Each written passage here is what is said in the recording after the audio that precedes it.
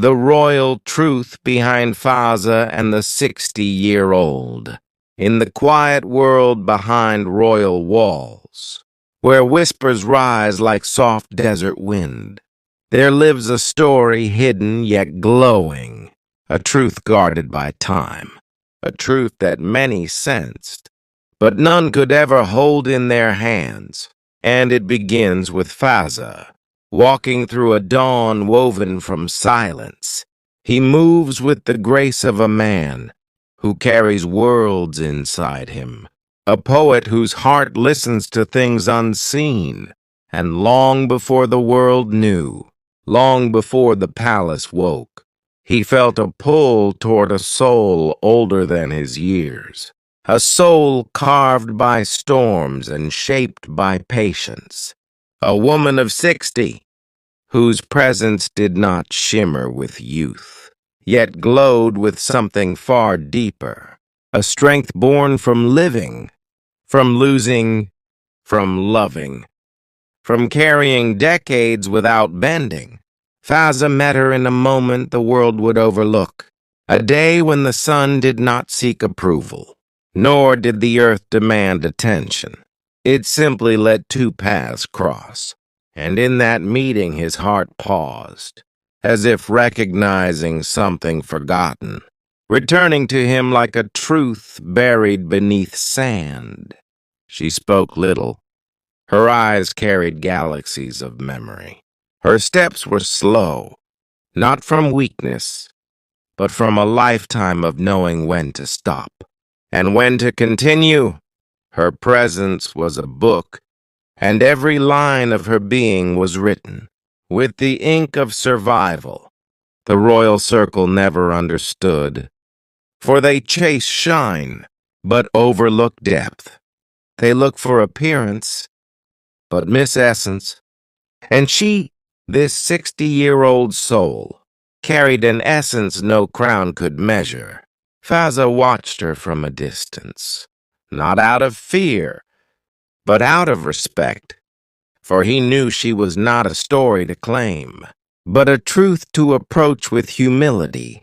His thoughts wandered to her, like desert birds finding their way home, and he found himself whispering prayers, not for destiny, but for clarity.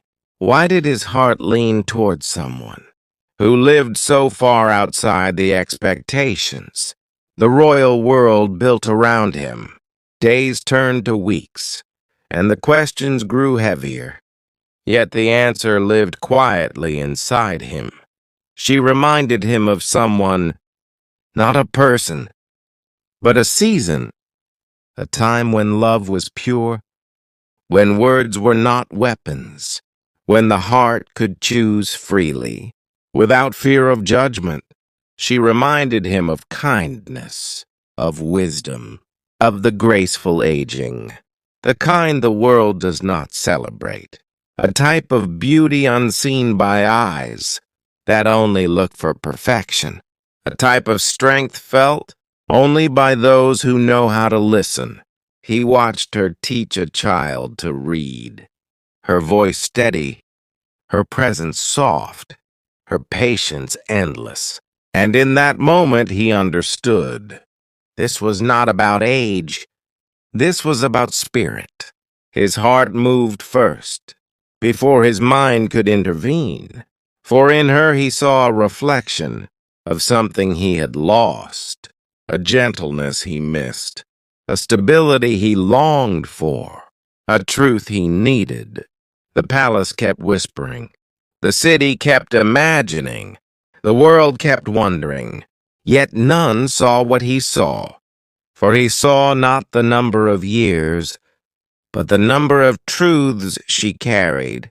He saw not the wrinkles on her skin, but the resilience inside her bones. He saw not the sun rose again over the wide desert sky. Yet Fazza felt a new weight in the morning light, a softness that pressed gently on his chest, as if reminding him of the truth he could no longer outrun. The palace stirred with ordinary movements, guards shifting, doors opening, steps echoing. But inside his heart, something extraordinary unfolded. He remembered her again, the woman of 60, the woman who walked through the world, not seeking attention, not demanding space, yet somehow filling every room with quiet grace. He wondered how a presence so subtle could carve itself so deeply into the heart of a prince, how her silence could speak louder than the voices that swirled endlessly around him. He tried to distract himself. He rode through the desert. He listened to counsels. He greeted the people, yet every task felt hollow, as if his spirit remained behind. In the last place he saw her, teaching, breathing, existing with a peace he had never known. The royal circle noticed a shift in him, for they could sense change even when they did not understand it. He grew quieter, not withdrawn, but thoughtful, as if guarding a secret flame within. He wondered, was this feeling a path or a warning, a blessing or a test? But he pushed the doubts away, for the heart often understands what the mind takes too long to learn.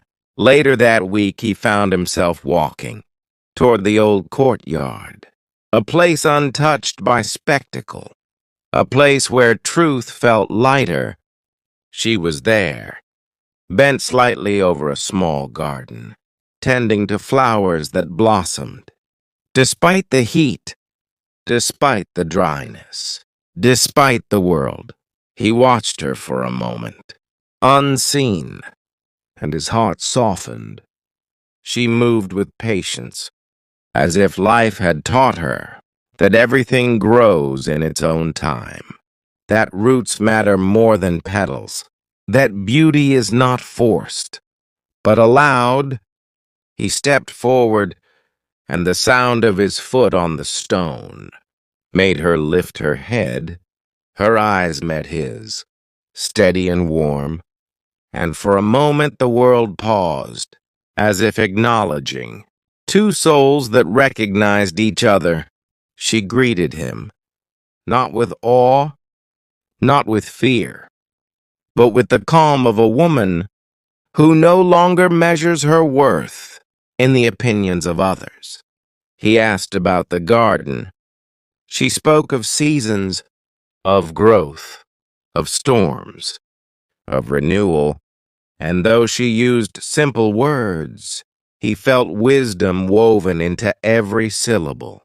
Standing beside her, he felt younger, not smaller, but refreshed, as if her presence washed away the noise of the palace, the pressure of the world, the expectations of lineage. She lived freely, not in rebellion, but in understanding. She carried decades, not as burdens, but as chapters, each one filled with meaning.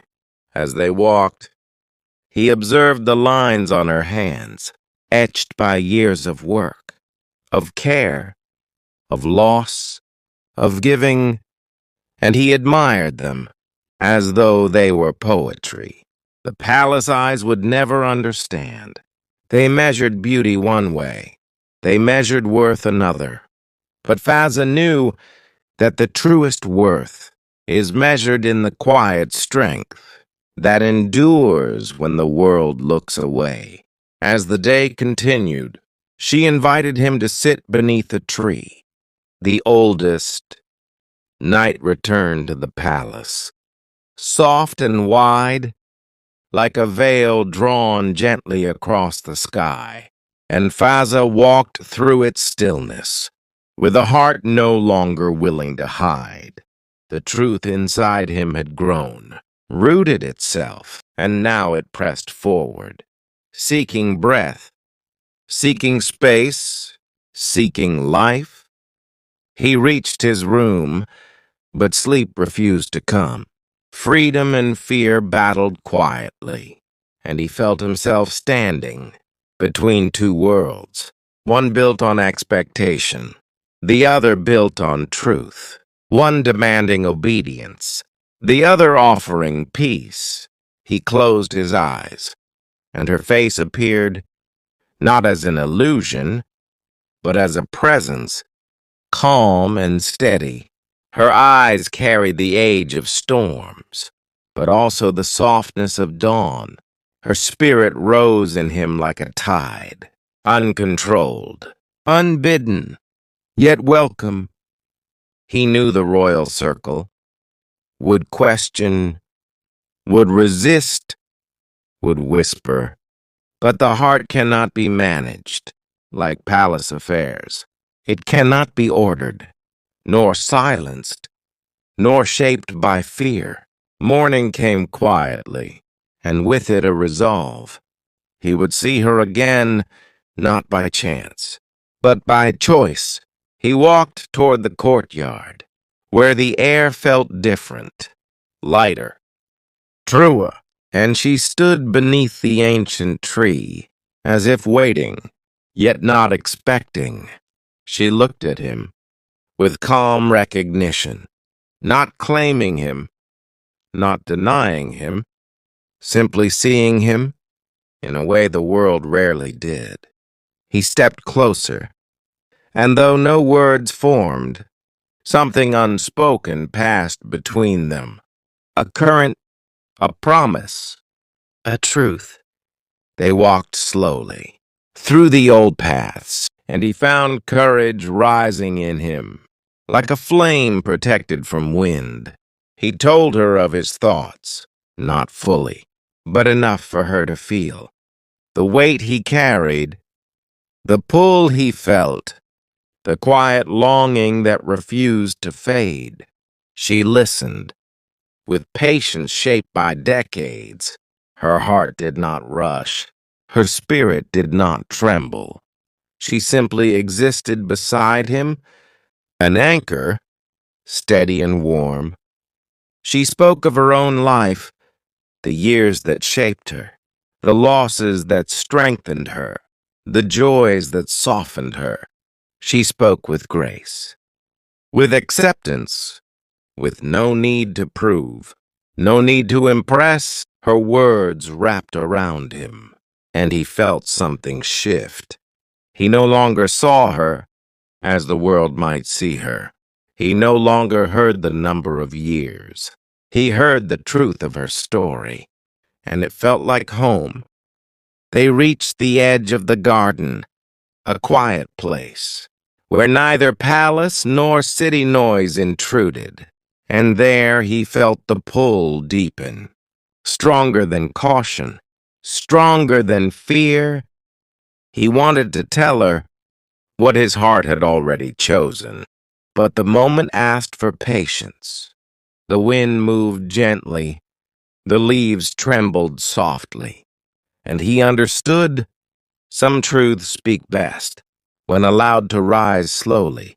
As they stood together, the world continued its spinning, unaware, unprepared, for the shift taking place. In the heart of its beloved prince, he looked at her hands, the same hands that shaped gardens, that lifted children, that survived storms, and he felt reverence, a reverence deeper than admiration, a reverence born from understanding. He imagined a future, not built on tradition, not shaped by expectation, but shaped by truth. A future where age was not a barrier,